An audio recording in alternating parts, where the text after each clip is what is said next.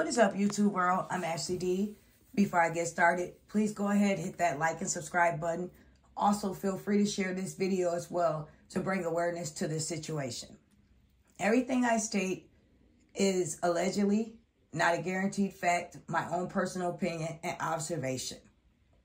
Well, some of the things I state is not allegedly. It's a fact. However, I have to say that to protect myself.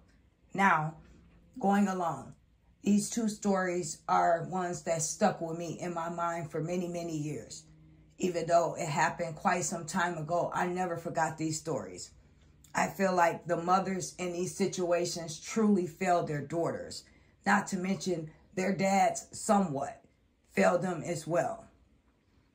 Okay, and the first one I'm going to be speaking on is coming out of North Carolina. It's the lovely Miss Beautiful Shaniya Davis. At the age of 5 years old, she was murdered. She lived with her dad, Bradley Lockhart, for most of her life.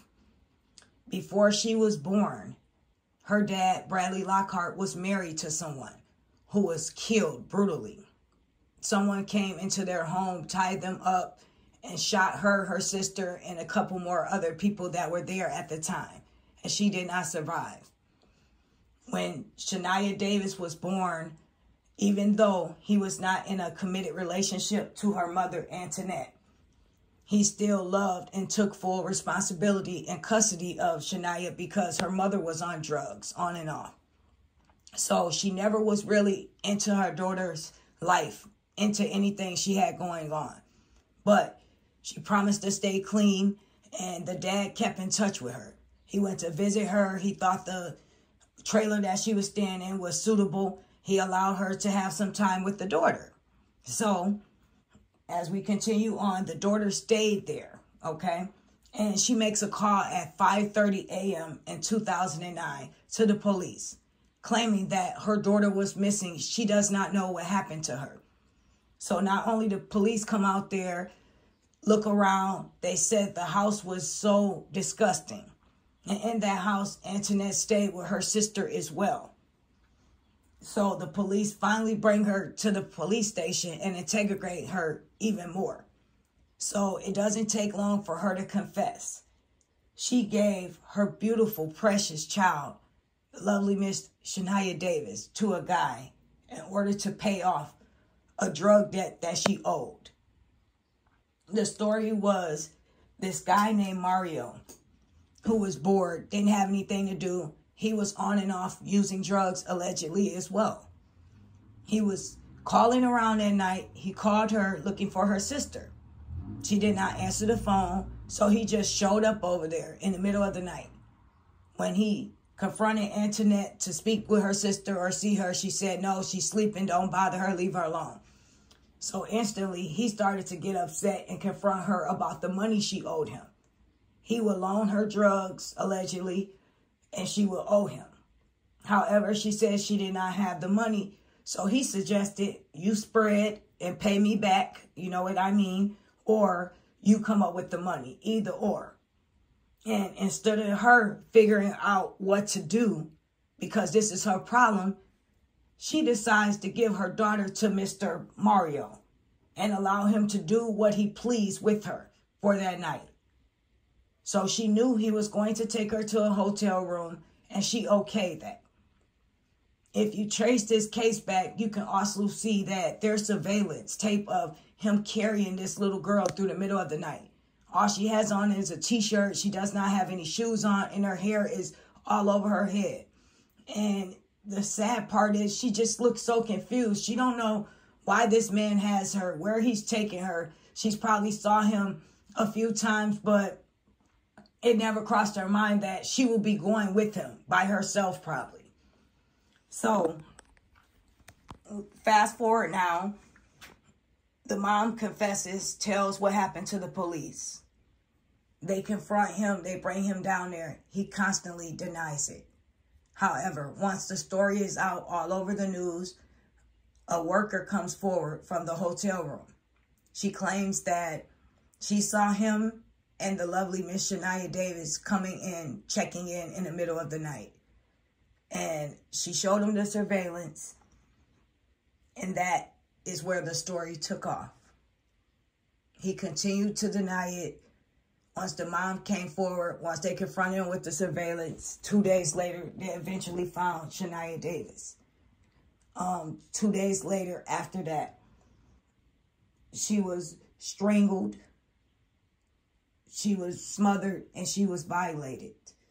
And the sad, unfortunate part is her mother failed her. Her father tried to give her mother an opportunity to spend time with the daughter. As parents, even if you're a parent that's on drugs, a lot of people have kids still and they manage to function. You should never put your child in any type of harm's way, let alone to settle a debt that you owed that child had nothing to do with. So you allowed your child that night for her innocence to be taken away. Whether she survived it or not, she still would have been mentally unstable in the mind because this happened. Not to mention, it probably would have repeatedly happened because she was on drugs and she didn't have any problem doing it that first time. So I guarantee you, this would have been a normal transaction between her and Mr. Mario in order for her to get what she needed. Where I feel like her father failed her at, I would have allowed possibly one night for her to be with the daughter. Other than that, not days and weeks at a time. I never felt like she was fit from the fact that his sister came forward and said when the daughter stayed over there with the mom, she would come back with bruises and marks, some cigarette burns or whatever. So if you see these things, those are little red flags and signs pointing out to you that she should not be over there. She's getting harmed in some way and it's not safe.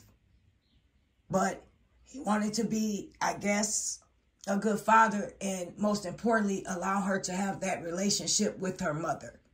He didn't want to be a bad person and hold her back from getting to know her mom, even though he knew she was on and off drugs and it was unfortunate circumstances. But unfortunately, she lost her life with him thinking that everything would be okay. Her mom was sentenced to life in prison without parole, as well as Mr. Mario. He tried to electrocute himself, allegedly, twice. He never came forward to speak out with any more information than what they found from the DNA, from the surveillance tape, or anything else. So now we're left with a child. Life is gone, cut tragically at such a young age because her mom was a bad person and she didn't love her child like a mother should love her child. And now with this story here, it blows my mind as well because now this one happened in 2019 with a 5-year-old girl as well, Maleah Davis.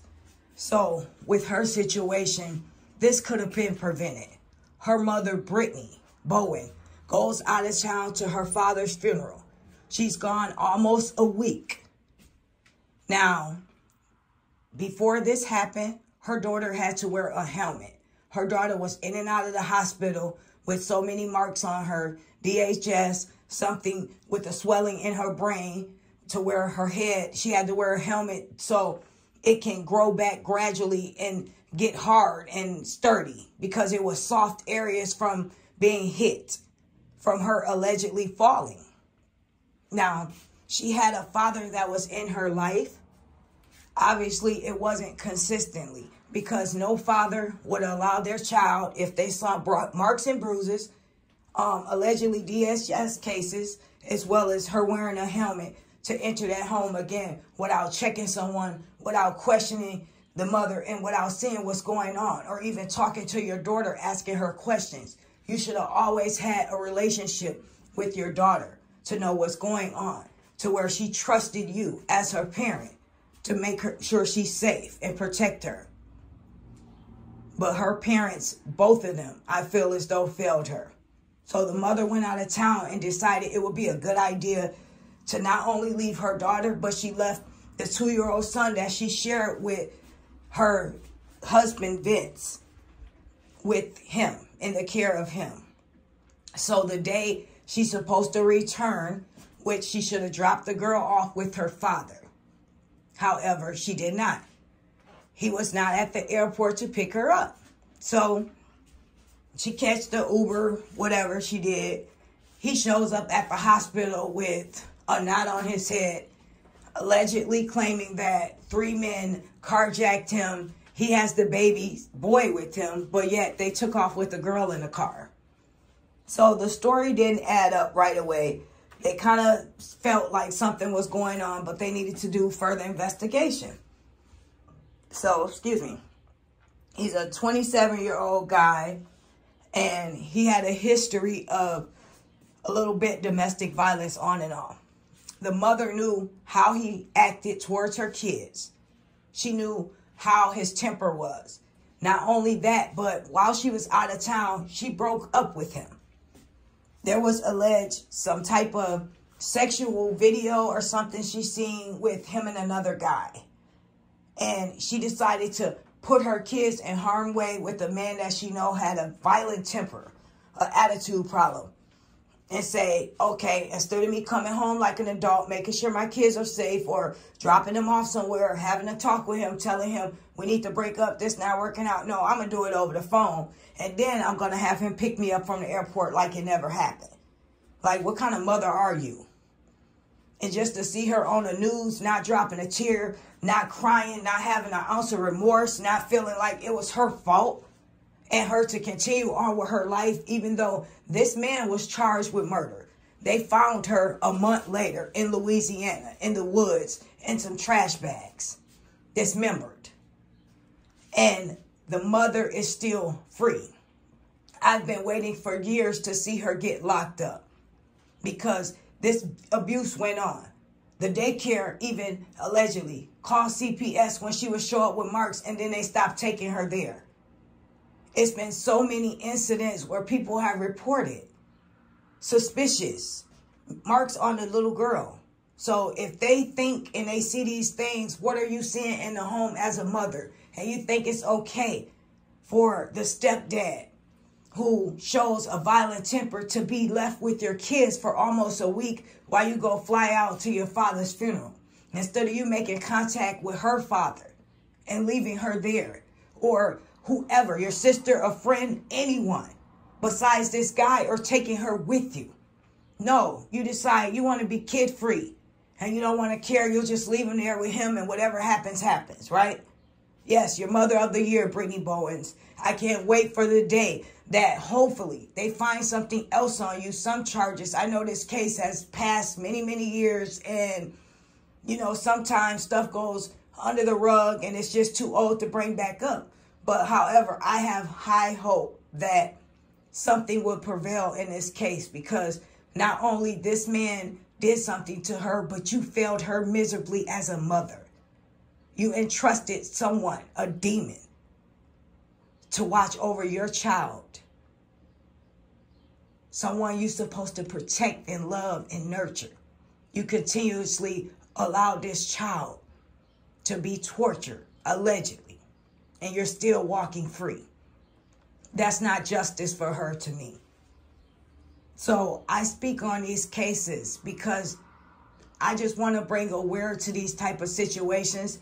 It's so many stories I read daily where mothers entrust their boyfriends. Some of them get out of prison and they go to work and they allow their daughters to be with this man. That's not even their child. And the scary part is sometimes it is the kid's father. Sometimes it's a successful man with his own business and he's murdered his 6-month-old and raped his daughter. Like, some people are really twisted. You never know. However, you never take that chance, girl or boy. We're supposed to protect our kids. And if you decide to casually date or even move a complete stranger in your home that you know nothing about, the red flag should be if you're the only one working and he's the babysitter. That's the red flag right there. Both of you two should be working. And when you do go to work, you need to drop your kids off at a daycare or at a grandparent or at a father's house, wherever. But that child should not be entrusted to be at the house with that stranger. Shame on you. So these are continuously cycles and stories that go on. And it's never going to come to an end unless we share this story. We continue to do our best to protect these kids. They don't deserve this. These are 2 out of many, many stories daily that are being reported on or that are not seen in the spotlight. Thank you for taking your time out of the day to listen to this. May these beautiful souls rest in peace and receive the justice that they deserve.